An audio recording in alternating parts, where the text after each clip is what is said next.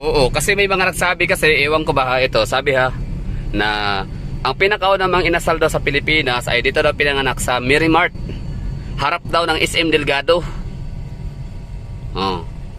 Ngayon, sinearch ko sa Wikipedia Sa Robinson. kung saan pinanganak. So, way back in 2003, pinanganak sa Robinson's Car Park. Oh, doon, sa baba. Sa car park.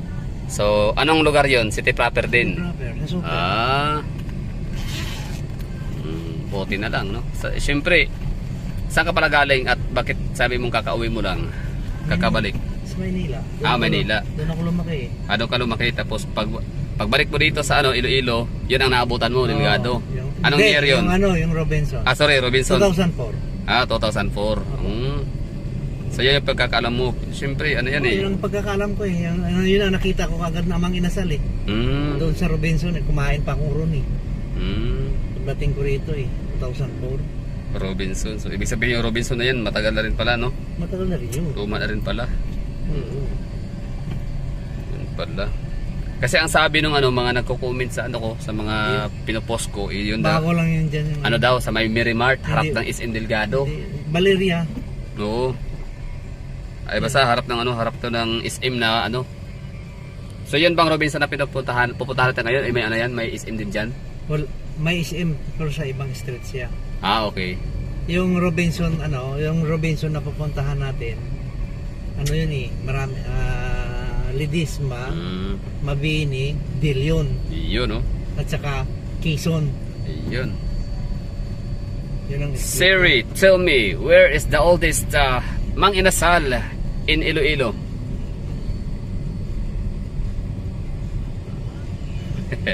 Taga Davao Oh, pasayro mo? Oh, babae at lalaki. Oh, taga Davao? Taga Davao din. Oh, galing Injap? Hindi, galing sila doon ng Etria. Tapos pumunta sila bumaba doon sila sa Injap Tower. So, Injap Tower. paano mo nalamang taga Davao? Nag-uusap kami. Nag-uusap. Ayun, tapos sinabi. Okay naman mga taga Davao na pasahero? Ano sa tingin mo? Okay lang naman. Okay naman, medyo nga lang magsalita, medyo pasigaw na, malakas? Cebuano. Pasigaw. Hindi, ibang Cebuano, ibang Cebuano sa Davao. Ibang Cebu, yan sila, medyo artistic din sila bang salita, medyo maluwanay. Malalalim ang salita nila compare sa Bisayang Davao. So bakit talaga hindi pwede palagpasin? Kasi nung unang puntang Iloilo, hindi ko nakain yun, hindi ko napuntahan yung may inasal. Actually, it's my third time makabalik ng Iloilo City. Una ko nung November last year, tapos nung Dinagyang, tapos ngayon nakalagay dito. Si Sia ang may-ari ng Injap, Double Dragon, tama no? Hotel, yung yung 101, meron kami yan sa Davao. Sia engaged in the food business at 26 years of age, ang bata pa. Opening the first Mang Inasal branch on December 12, 2003 at the car park building of Robinson's Place, Iloilo in Iloilo City. So alam mo na yun, no? Robinson's. Tapos ikaw naman nakakain ka ng Mang Inasal in the year 2004. Nung nag-aaral yan si Albert ng college sa San Agustin, namimili ng lumang kotse yan. Tapos papagawa niyan at saka ibenta niya. Ayun, nababayan sila ng mga kotse. Galing, galing ng utak eh. Business minded nga. Oo. Yun ang ginagawa niya. Yung mga kamag-anak niyan, taga rito. Anong lahi ni Injap siya? Yung tatay Chinese niya, o Spanish? Hindi, yung tatay niya may lahing Chinese. Yung nanay niya may lahing Japanese. Japanese. Okay. Ang apelyido ng nanay niya Haruda. Dito sa Iloilo. Ilonggo. Kasi tayo mga Pilipino kasi ang kasi talaga natin, yung crossbreed natin, Chinese, Japanese and Spanish. American, bago lang yan eh. Mga nag-OFW, di ba? Nakapag-asawa. Kaya mas lamang ang Chinese ang sa atin kasi mas marami. Nauna si Limahong kay Magellan dito sa Pilipinas. Tama. Bago dumating si Magellan, andito na si Limahong sa Pilipinas. Kaya nga, mali yung sa Philippine history nga, nag-discover daw sa Pilipinas si Magellan. Hindi siya na-discovered.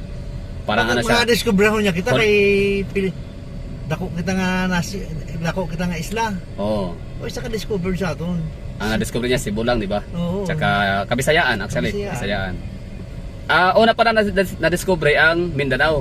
Kaso hindi sila nakapasok dahil nga sa napakalakas ng hukbong mga Muslim. Oo. Ang mga Muslim kasi Nandun si Raha Sulaiman. Hindi niya kaya. Mm. Tapos pumunta siya ng Cebu, pinatay naman sa niya, Lapu-Lapu. Iyon. Pero nandito niya si Limahong sa Pilipinas. So ito pa lang Iloilo City. Actually hindi Iloilo, Uton. Nabasa ko lang somewhere. Ito palang Uton dati, ito pala yung nagiging parang Central Business District sa West Visayas sa Panay Island. Hindi. Oo. Nilipat lang sa Iloilo City. Hindi to siya Iloilo yung pangalan niya nung araw. Yung Uton, may bayan na Uton. Oo. Ang bayan nito talaga ng Iloilo nito, Buena Vista. Okay. Kahit basahon mo dyan, Buena Vista sige, tingnan ko yan. Iloilo. Kasi na nga, bali, malaki ang naging parte nitong Uton. Ang Uton, Uton na talaga yun. Oo. Yun ang pinakasintro nung araw. Oo. Ng Kalakalang Galyon. Oo, Kalakalang Galyon. Pero itong Iloilo hindi pa to siya kilala. Oo. Ang bayan, ang tawag nito sa una tong Iloilo. Teka lang, Buena Vista. interrupt muna. Ano tong gusali to? Ano to? Gaisano. Gaisano, Lapas. Lapas. Ayun, okay. Sige, diretso. Buena Vista to. Buena Vista. Oo, ang Iloilo. Kaya nga munti nga magtaka nga, ba't Buena Vista naging Iloilo? Anyway, so yun na, Buena Vista pala to dati ang Iloilo City. Buena Vista. Ayun, Nandyan na? Kita mo? Ay, hindi pa. Yung Insert mo. Ay, di, tsaka na lang. Basta assignment ko na yan. Hahanapin ko yan. Basta nabasa ko lang, Uton. Okay, so Uton pala. Tapos, yung Uton yung pinakasintro ng araw.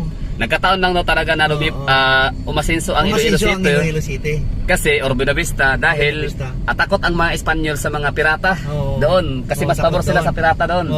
Sa mga, hindi na pirata, yung basta yung mga tulisan doon na guerrilla, mga ganon. So ang ginawa nila para medyo makaiwas, makalayo, dito sila nagtago sa Iloilo banda. Dito nilipat. Dito sila nagtago sa Buena Vista. Dito sa Buena Vista lumipat, nag-settle. Ayun. So ang Uton, yun, mula noon, naging parte na siya ng history. Basta dati, hindi magaganap ang Kalakalang Galyon ng Pilipinas, Manila, and Cebu kung walang Uton. Kasi hindi pwedeng dediretso ng Manila, galing Cebu, kung hindi dadaan sa Uton. Pero sumikat ang Buena Vista. Kaya pinalitan nila ng pangalang Iloilo. Yan. Galing. Tapos ngayon parang babalik na yata sa pagiging sikat ng Uton. Kasi doon itatayo ang ilang hektaryang Bilyar, Vista Land. Vista Land. Oo. Lupit nun. Iba talaga si Bilyar, no? Ang estilo niya, doon talaga siya magsisimula sa walang tao. Di ba?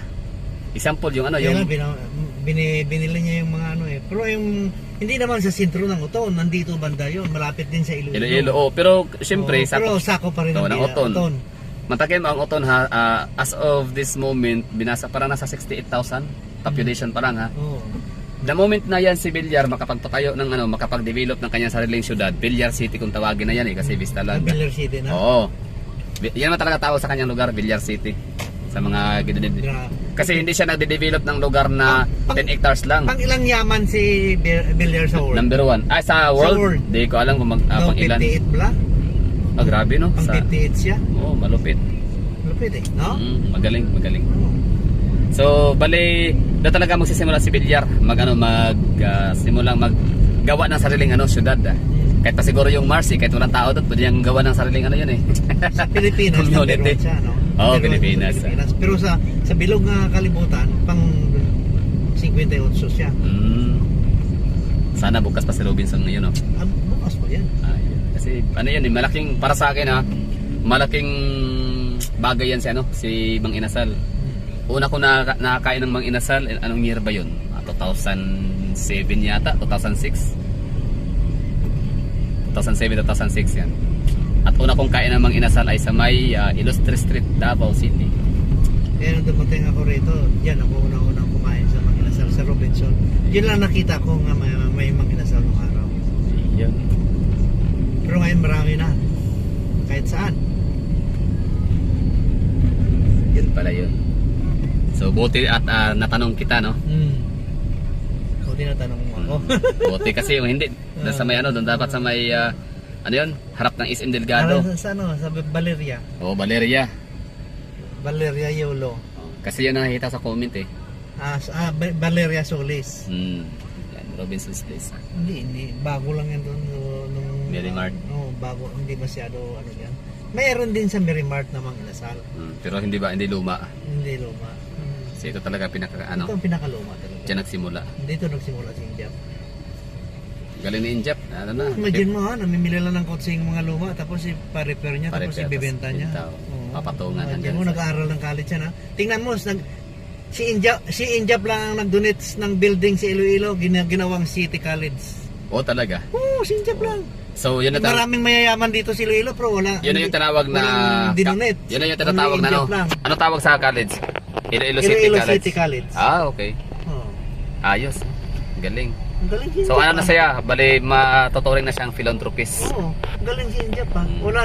Walang mayaman dito si Iloilo na business negosyante nga nag-donate ng building kagaya ni Injap. Oo. So dapat pala si Lopez no nagbigay no. Oo, si Lopez. Kasi sila yung ano no. Sila, Oygong ko. Lopez, may college sila. Meron Sila sarili nila. Yung UI, Private. University of Iloilo. Okay. Mga Lopez yan. Pero ang City College kay Injap Wala siya. nang pakialam si Injap. Yan, kumbaga parang donate talaga. Oo. Binigay ni Injap. Yung yun kay sa Lopez, ano. meron silang college pero Sa kanila. family owned. Oo, family business yan. Ginawang Kay Injap, business. Donate talaga. Wala siyang pakialam doon. Bigay niya yun sa mga taong mahihirap na hindi kaya magpara ng college ng mga anak niya. Galing. Diyan, libre dyan. Wala kang babayaran. Basta mahirap na buhay ka sa City College. Tsaka isa to sa may pinakamaraming professional ang Iloilo. Oo. Tsaka maraming university, kag marami ding simbahan. Yun, Tsaka park, plaza. Oo. Tsaka ilog. Ilog. Tsaka tulay. Tulay. Na hindi lang basta tulay, napakagandang tulay. Oo. Ito yung... At hindi lang tulay, hindi lang ilog. Sinasabi mo mang inasal na luma. Esplanade yan, okay? Ayan, Ayan. First First tour, di ba? First tour nakalagay, first sige, tour, dito mang na inasal. kayo. Di ba? Tabi. So ilang taon ka na? Ngayon, ako? Okay lang, Yan, si Kuya, no? Shout out kay Kuyang driver sa ang galing. Okay, welcome to first ever mang inasal in the world.